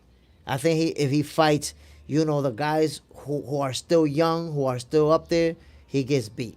But he's such an elite level fighter that even at his age, he can still put work. He can still put work in there. MAW, Lara versus Adames. Who you got? I got Adames beating him bad. And because Carlos Adames is Dominican. I actually have met him here in Dominican Republic. Well, I didn't meet him. I just saw him. I was at the gym and I saw him, but I never met him. But I believe Carlos Adames, with his skill set, his power, I believe he beats Lara, like, comfortably. Hash Bass, Lara's still a champion and will be fighting Spence on Spence comeback. I mean, listen, I think that Errol Spence won't be coming back, will stay retired. However, you never know. Hopefully, he's not blowing through his fortune and has to come back for a payday or two. I hate to see that happen, because when a guy comes back just because they need the money, they get their ass whooped. They're not the same. Plus, I don't think that Errol's the same. After what Crawford did to him, I just don't think he's the same anymore, honestly. Punisher. Now, don't mention that Ryan fight to this day. It pisses me off. That fight was BS. The real boxing fans know what's up with that. I gave Tank no credit for that. I didn't like the rehydration clause. If you see the face-off with Tank Davis and Ryan Garcia, Ryan looked like a crackhead. He looked like a crackhead out there, real talk. MAW, Adames got robbed versus Shiraz. Shaking my head. Turkey had his hopes on Shiraz. Yeah, Adames got robbed. Even though it was a draw, so at least they didn't give him a unfair L, but he got robbed. And what I didn't like, and I support His Excellency Turkey Al-Sheikh. I love what he's doing for boxing. He's doing innovation, with the card in Times Square. They're going to be fighting in Alcatraz. He's putting together great fights. So I support him. But I didn't like that, when Shiraz and Adames was fighting, His Excellency Turkey Al-Sheikh went to Shiraz's corner and told him, you're down 2 rounds. You got to fight. That comes across as cheating for 2 reasons. Number 1, you cannot give a fighter the scorecards, info on the scorecards, insider info. Your corner can assume all they want. Sometimes they're right, sometimes they're wrong. But you can't have a guy give you official scorecard information. That's 1. Number 2, when you have His Excellency Turkey Al-Sheikh, the most powerful person in the arena, going to a fighter and telling him what to do, all of the judges see that. So all of the judges know the guy paying all of us, he wants that guy to win. So that can also sway the judge's opinion. Well, the big boss want him to win. We can't give him the win right now, but we're going to give him a draw. We're not going to give him an L. That's how I saw it. MAW, smash that like button, folks. Appreciate it, my guy. Y'all could at least got me to 20 likes since I already got 19. One of y'all pull the trigger on that goddamn like button. Motown 909. EJ might not be back, but hope he do. I'm going to tell you like this, Motown 909. And I'm being real with this.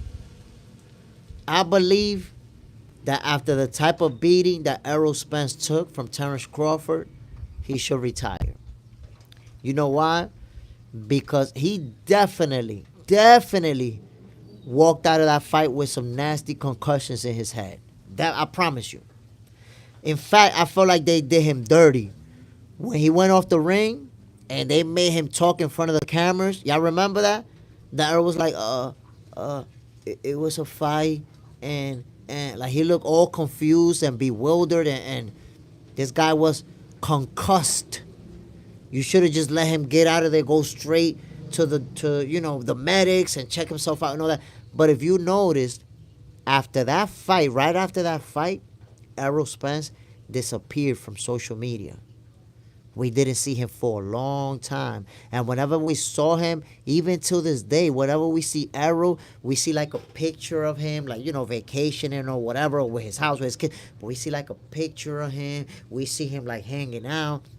But if you think about it, after the Terrence Crawford fight, we haven't even really seen Errol Spence in an interview or just talking freely. I believe his speech was even affected from that fight. And they've been keeping him away from the cameras deliberately so people won't see it. He really got hurt badly in that fight. And because of that, I don't think Errol Spence should fight again. I don't think so. I don't know exactly how much money he made, but I know that he made a nice bag with Bud. Made a nice bag in the fight before that with this Cuban guy. And he made a few good paydays. So I'm hoping that he got all his money, that he didn't blow it. I know that he's married, he got his kids, so he's not partying like crazy like the other guys. I'm hoping that he didn't blow his fortune. If he got his money, I don't think he should fight again. That's my opinion. If he got his dough, stay out of the ring, because now taking more punishment like that. Remember, he was supposed to fight Fundora, and he got out of that fight. They try to make him fight. I'm going to put it to you like this. They already trying to cash out with him. Trying to make him fight Fundora right after Crawford. And when they posted that he was going to fight Fundora next, he posted, ha, ha, ha, not happening. But they wanted him to fight. And he pulled out of that. Pulled out of the rematch with Crawford and pulled out of the fight with Fundora. Which to me was a very good choice. So after the type of beating that he took, I believe that he should retire. You take another beating like that, you could get killed in the ring, or worse, not worse, but you could end up punch drunk. That you can't even put a sentence together. And I don't want to see EJ go down like that. Punisher, the rehydration clause is BS. If you can make weight, it's fair game. It's fair game. All boxers do is tank, is crying, and then he too small. Take your ass down to 130. If he's still crying, keep going down till he stops bitching. I mean, that's the thing, that Tank Davis, y'all got to remember, he lost one of his titles at the 130 division because he couldn't make weight. He lost a title on the scales. That's really why he ended up moving to 135. MAW, EJ versus Thurman should have happened, but sadly, we never got it. But EJ versus Bud for welterweight undisputed was still my first preference. I mean, Keith Thurman was ducking Errol Spence at all costs. He was ducking Crawford at all costs. I still remember when Keith Thurman said, you know what, Errol Spence, he got to become a champion. He need a belt. He get a belt, we can talk. As soon as Errol Spence got a belt, he had other excuses. Yeah, but who he beat? He got to beat more names. He got to do this. He got to do that. So he just never wanted to fight Errol. The same thing with Crawford. First, Keith Thurman said he need a belt. Crawford got a belt. Then he said, oh, he didn't fight nobody. And then finally, oh, well, I need $10 million to fight him. Bro, you never even seen $5 million guaranteed. How you asking for 10 to fight him? You know you wasn't going to get that. He priced himself out. Same with Danny Garcia. Priced himself out of a fight with Bud Crawford. None of them PBC guys wanted to fight Crawford. That's the reality. Motown 909, he took a beating that night. I'm telling you, man, he got beat real bad. So that's why I feel like Errol Spence, he shouldn't even fight again. They've been hiding him from the cameras for a reason. Because he ain't even, I think he might not even be talking the same right now. And look, it's already been over a year since that fight. Hash Bass, they trying to see which way is going to be his right fight for Spence. Man, listen, how much time of inactivity they going to need to decide that? It doesn't take 2 years for you to know what's the right weight. He not ready. Because they not trying to see nothing. They was trying to get him in there with Fundora. And he was like, nah, stop that. I'm not fighting him. MAW, Fundora stagnated, waiting for EJ, though, shaking my head. Virgil Ortiz deserves his title shot next versus Fundora and Booker winner. And I'm going to tell you like this. The PBC People don't realize it. They've been doing Terrence Crawford dirty. And I'm going to show you. First, they did Terrence Crawford dirty when he was the WBO champion at 147. How? Yo, these people did a tribute to the welterweight champions, and they had a picture of Keith Thurman, a picture of Errol Spence, and a picture of Sean Porter. And they left Terrence Crawford out, like he wasn't a champion in the division. Dissed him. Then they froze him out. They didn't allow him to fight any of their champions, right? Then when he finally beat Errol, there was a rematch clause. So Crawford couldn't fight anybody else. They knew they wasn't going to fight Crawford, but what they did, they held him to that rematch clause and kept him inactive. And at the end of the year, when they was already going to have to fight, finally Spence was like, nah, I'm not going to fight. Forget it. Y'all kept Crawford inactive, yo, for almost a year, and then just decided not to fight him. He could have moved on and fought other people. So the PBC, they've been doing Terrence Crawford dirty. Hash Bash, Top Rank wanted those guys to fight for $1 million. That's why Porter went to purse bid against Crawford. That's not true. That's not true. You're taking the approach, you're taking the PBC approach. That's not true at all. None of them guys was offered $1 million. None of them. They all got offered career paydays to fight Crawford and said no. Matter of fact, Danny Garcia was offered $2 million to fight Terrence Crawford, and he said no. And then his following fight was like for $800,000. All of them guys was fighting for less money than what they would have got for Terrence Crawford. They was the one overpricing themselves, asking for $10 million, when you never seen $5 million. That's crazy. They didn't want to fight him. Nobody in PBC wanted to fight Terrence Crawford. That's why Errol Spence left him for last, like he's the final boss of a video game. Because they knew that ass whooping was coming. So they were like, yo, we're going to have to cash in. We're going to have to keep making this money, because when the real boogeyman come through, we know what's going to happen. And we saw it. We saw it happen. Rick Rivera, Errol Spence already can't speak right. He struggles. Poor kid, should definitely retire. Enjoy life. That's what I'm talking about. If Errol saved his money, if he's going to have generational wealth, if he's going to be able to make good investments, or if he already made good investments, retire. Enjoy your money. Because another fight, another brutal knockout, another brutal beating, and that's it. You might not even be able to talk at all. So I want to see Errol Spence be good. I want to see him be healthy. I want to see him enjoy his life. Because we got to remember, at the end of the day, your health, your family, that's all bigger than boxing. That's all bigger than boxing, my peoples. Boxing is our favorite sport. It's the sport we love. But health comes before it. If you go back a month and a half, I was in intensive care unit. And when I was in intensive care, I thought I wasn't going to make it out. And I would think about boxing. I would think, yo, I can't believe that shit. Yo, I was thinking about boxing while I was in intensive care. But at the end of the day, I wasn't thinking about making videos. I wasn't thinking about going live. I didn't even have the strength to do it. So your health is first. If you don't got your health, you're not going to be able to climb in the ring. Hash Bass, you telling us that Crawford versus Porter didn't go to purse bid? No, I'm not telling you it didn't go to purse bid. What I'm saying is that everybody wanted career paydays from Crawford. That's why I went to purse bid. Everybody wanted the most money they ever been paid for Terrence Crawford. That's why I went to purse bid. People didn't want to fight him. People did not want to fight him, bro. Punisher. And on top of the weak-ass rehydration clause, he admitted to having a mole in Ryan's camp. Oh, I remember that.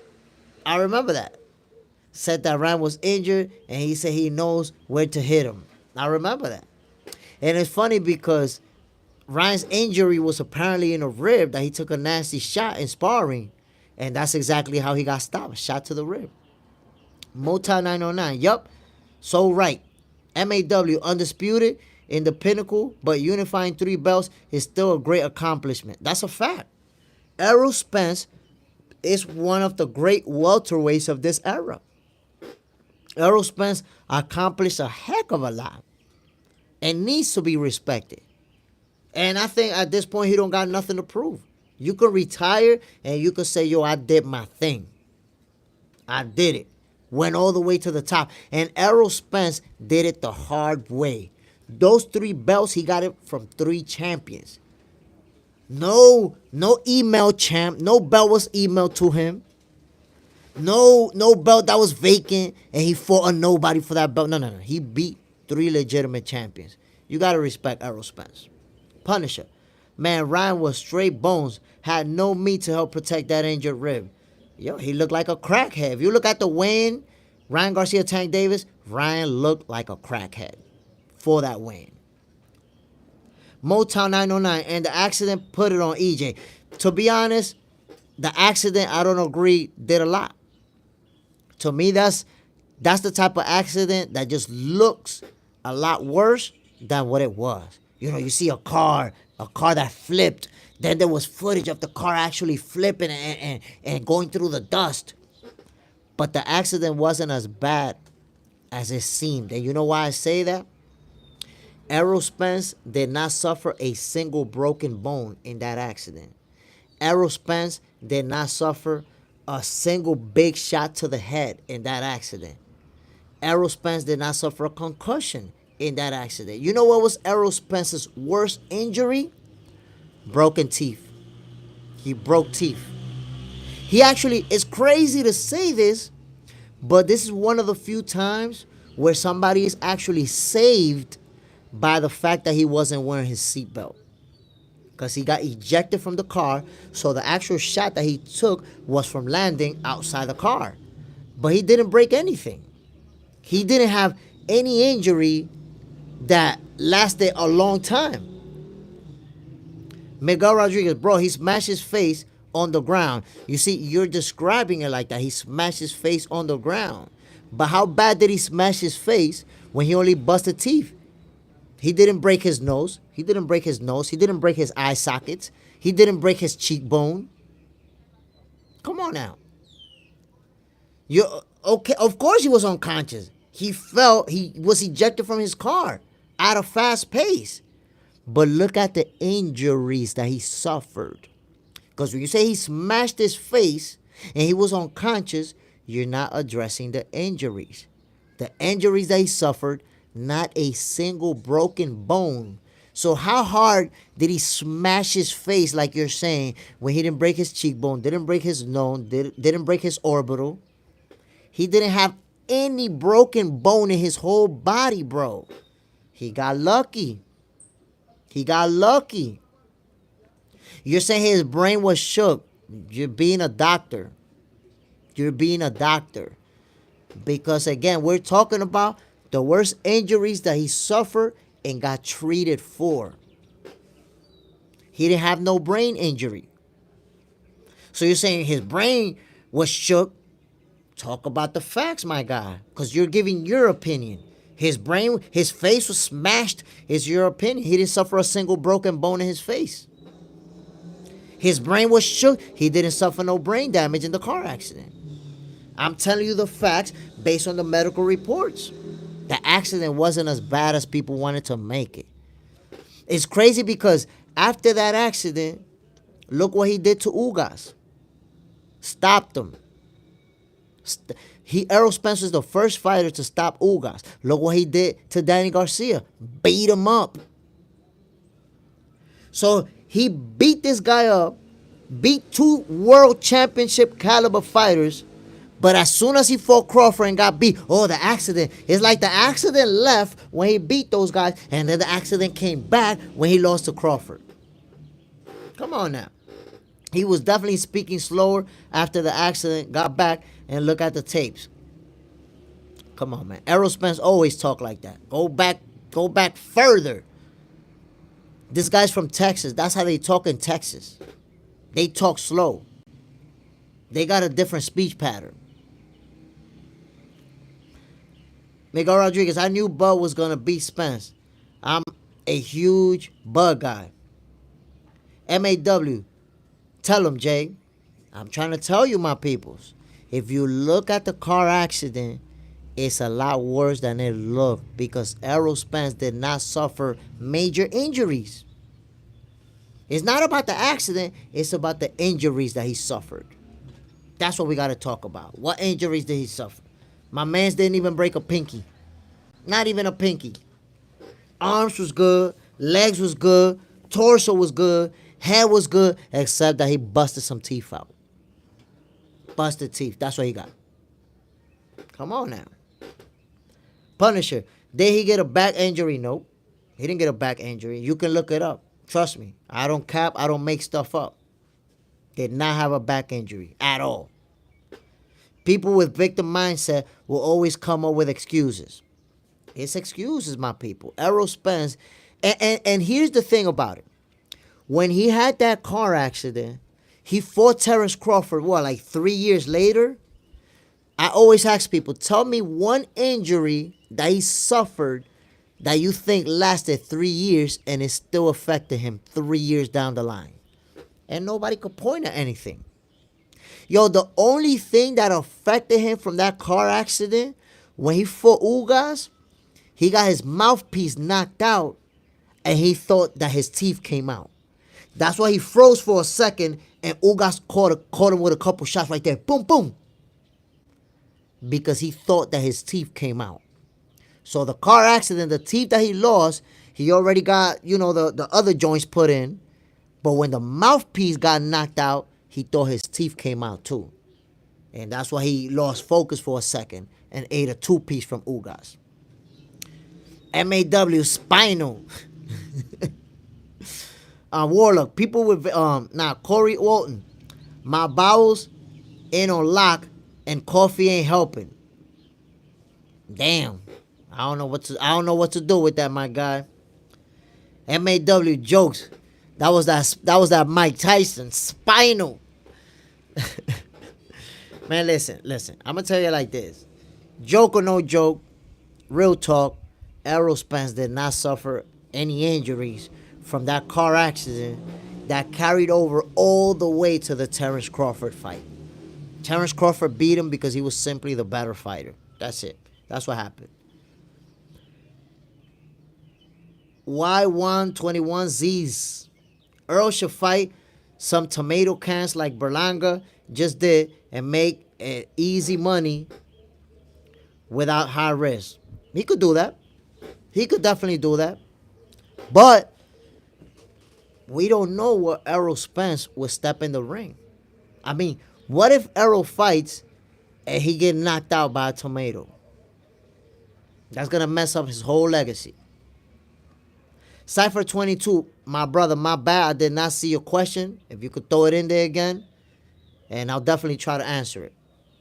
Punisher, all I'ma say, and I'm new to the channel, but you see I'm unbiased in my takes, but I don't think his accident is a valid excuse because EJ came back and whooped shit.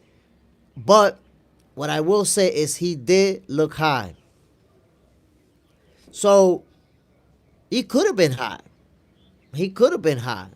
But how many times has he been high?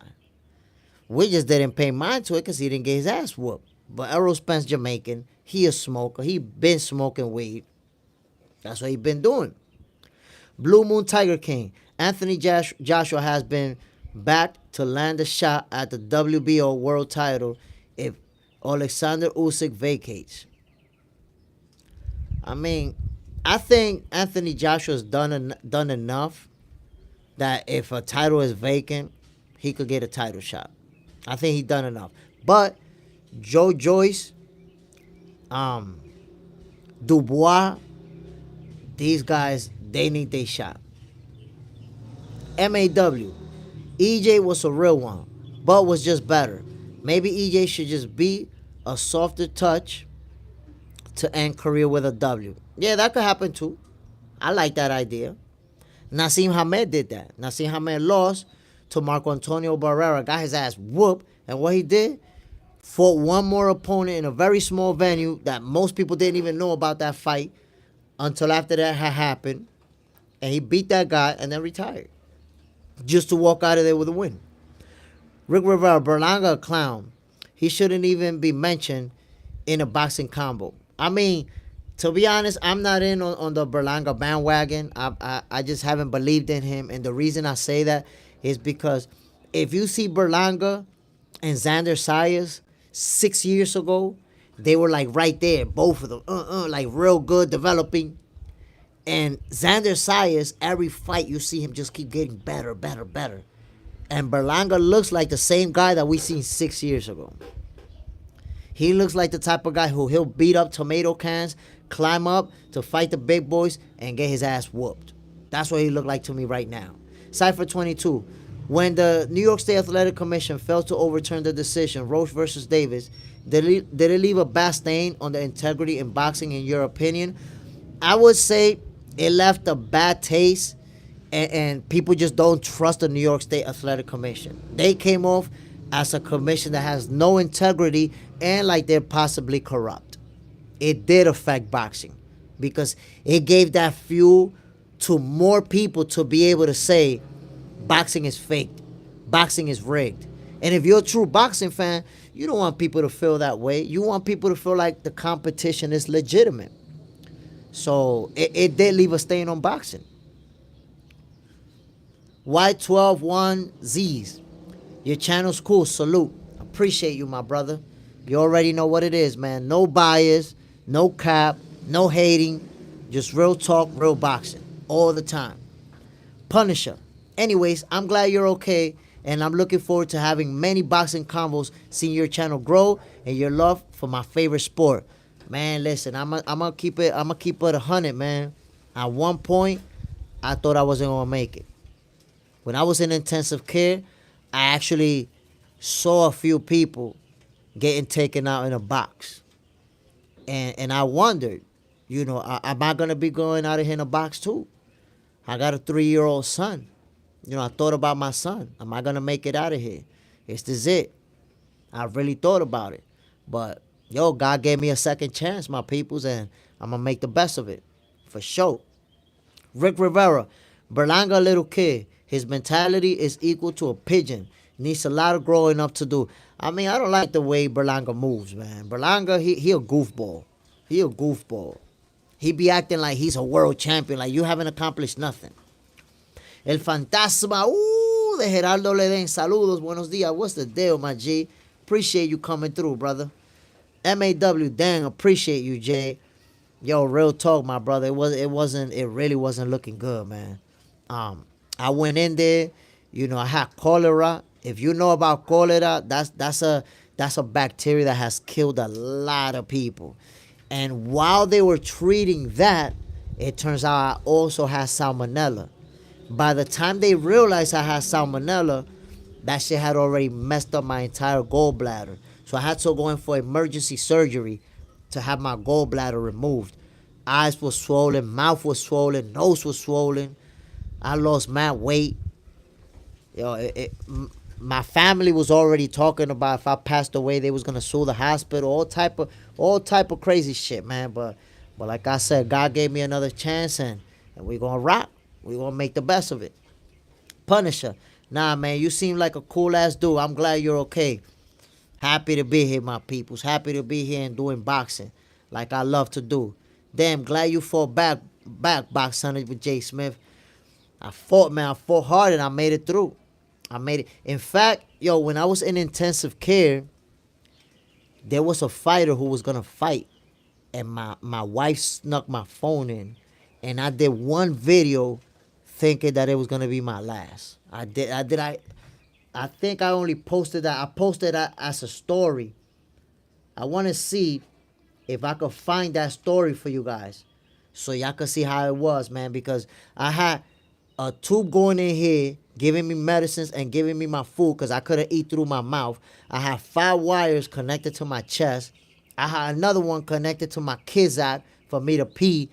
And then, my peoples, you imagine this, man. You wearing a pamper and you can't even move, so you shitting on yourself, and you got nurses that gotta come clean you like you ain't shit. You're nothing. You feel like you ain't shit, bro. That shit was crazy, man. That shit was crazy. I want to show you guys some so you can see how much I actually love the sport of boxing.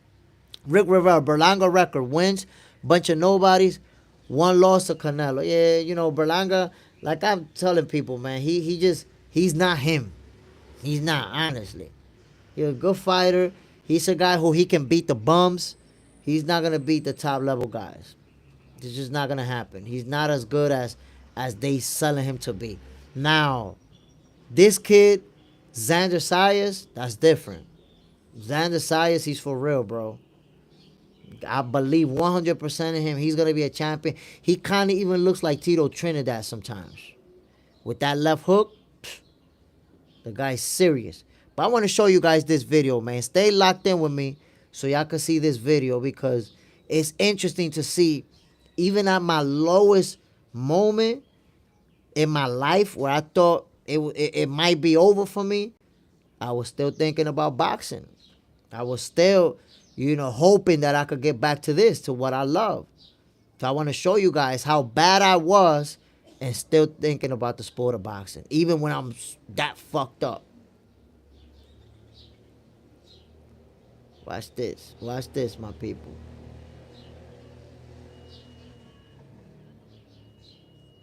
Look at this. Look at this. Check this video out, my people.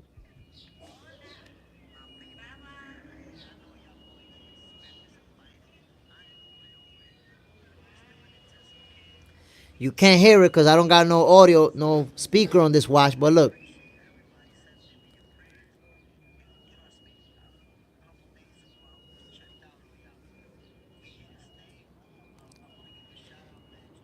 Yo, I was in intensive care getting ready for emergency surgery, and I was still talking about boxing. I thought that was going to be my final video, and I was never going to do another one after that.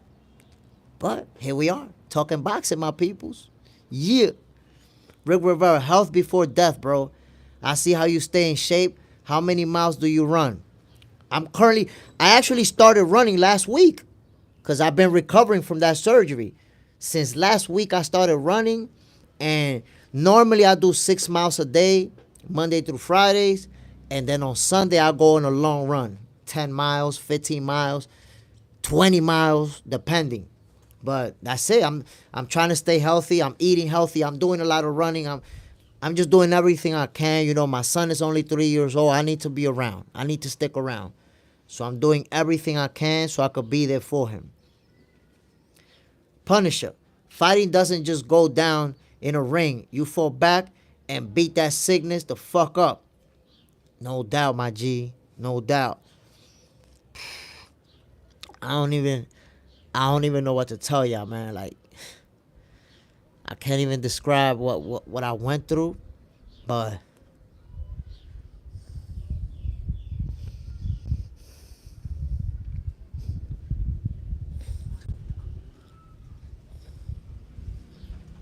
yo,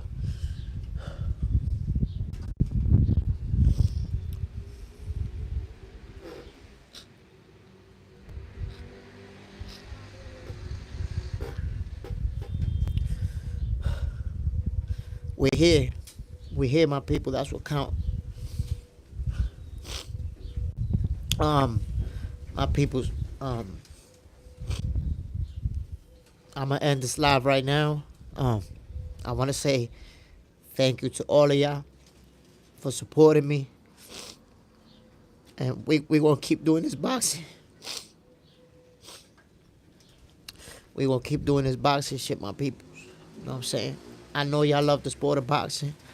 I love the sport of boxing, and ain't nothing gonna stop us. We gonna keep going strong and getting better. So, shout out to everybody who been showing me love, who been there for me.